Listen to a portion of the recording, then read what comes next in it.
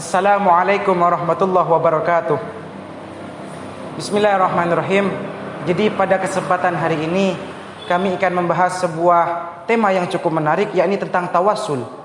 Jadi tawassul sampai saat ini masih sering menjadi polemik di kalangan umat Islam. Bagaimana tidak? Ada sebagian golongan yang dengan lantangnya mengatakan bahwa tawassul adalah perbuatan syirik. Orang yang mengerjakan tawassul disebut musyrik. Jadi tak heran yang demikian ini buat resah kalangan awam. Oleh karenanya perlu kiranya kami perjelas lagi apa sih yang dimaksud dengan tawassul dan bagaimana hukumnya. Jadi tawassul secara bahasa berarti mengambil sebuah perantara. Hari ini termaktub dalam Quran surat Al-Maidah ayat 35. Bunyinya apa? Qala Allah Ta'ala fil Qur'anil Karim, a'udzu billahi minasyaitonir rajim. Ya ayyuhalladzina amanu taqullaha wabtagu ilaihil wasilah. Yang artinya, wahai orang-orang yang beriman, bertakwalah kalian kepada Allah dan carilah perantara kepadanya. Sedangkan pengertian tawassul yang dipahami oleh kalangan ahlu sunnah wal jamaah adalah berdoa kepada Allah melalui sebuah perantara, baik berupa perantara amal ibadah ataupun perantara orang-orang soleh yang memiliki kedudukan tinggi di sisi Allah. Al-Imam Al-Hafidz Al-Abdari berkata dalam kitabnya Syarhul Qawim, at-tawassulu huwa talabu usuli manfaatin au indifa'in mudarratin minallahi bidzikri ismin nabiyyin aw waliyin ikraman lil mutawassili bihi. Tawassul adalah memohon kebaikan kepada Allah atau menolak keburukan dari Allah dengan perantara nabi atau wali sebagai penghormatan atas orang yang ditawassuli.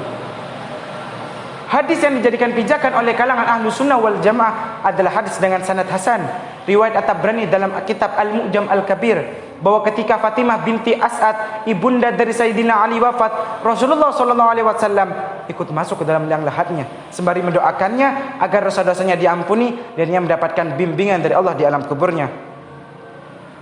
Hadis lain yang memperbolehkan tawassul adalah hadis sahih yang menjelaskan bahwasanya suatu ketika Rasulullah SAW pernah mengajarkan sebuah doa kepada seorang buta, yang mana apabila doa tersebut dibaca oleh orang buta, niscaya matanya akan sembuh.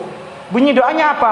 Allahumma inni as'aluka wa tawajjahu ilaika binabika Muhammadin nabi rahmah. Ya Muhammad, inni atawajjahu bika ila rabbi fi hajati lituqdali. Ya Allah, sungguh aku mohon dan memanjatkan doa kepadamu dengan lantaran Nabi kami Nabi Muhammad, Nabi pembawa rahmat. Ya Muhammad, sungguh aku berdoa kepada Allah dengan lantaran engkau agar hajatku dikabulkan. Al-Imam Asy-Syaukani mengatakan dalam kitabnya Syarah Qaul Shahibul Umdah, bertawassul dengan orang soleh, keterangan sudah termaktub dalam sebuah riwayat yang menceritakan bahwasannya para sahabat memohon hujan kepada Allah dengan bertawassul dengan Sayyidina Abbas, pemanda dari Nabi baginda Nabi Muhammad SAW. Ketika itu Sayyidina Umar selaku khalifah berdoa kepada Allah, Allahumma inna natawassalu bi ammin nabiyina sallallahu alaihi wasallam. Ya Allah, sungguh kami bertawassul dengan pemanda Nabi Muhammad SAW agar diturunkan hujan. Seorang sahabat menanggapi sebuah cerita tersebut membuat sebuah syair. Bunyinya apa? Yakninya sa'alal imam wa qad tataba'at jadbuna fasaqal ghamamu bi ghuratil abbasi ammin nabi wa sinni walihi alladhi waritha an nabiyya bidaka dunan nasi ahyal ilahu bihi bilada fa asbahat mukhdaratal ajani bi ba'dal yasi.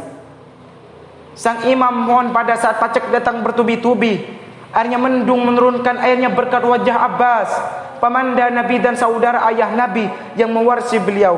Bukan berkat orang lain, tapi berkat Abbas. Allah menghidupkan negara hingga sudut-sudut negara menjadi hijau, sudah merana.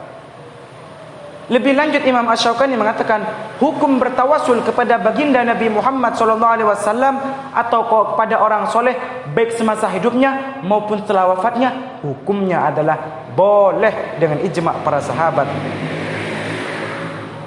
As-Sayyid Al-Imam Muhammad Alawi Al-Maliki berkata dalam kitabnya Mafahim Yajibu an Tusuhah, tawassul bukan merupakan bentuk penyekutuan, karena jika tawassul adalah perbuatan syirik maka semua orang termasuk musyrik. Karena apa? Karena dalam suatu apapun yang namanya manusia pasti tidak lepas dari sebuah perantara. Itulah apa yang dapat saya simpulkan. Jadi intinya tawassul dari zaman sahabat sampai zaman sekarang itu diperbolehkan. Kurang lebihnya kami mohon maaf. Assalamualaikum warahmatullahi wabarakatuh.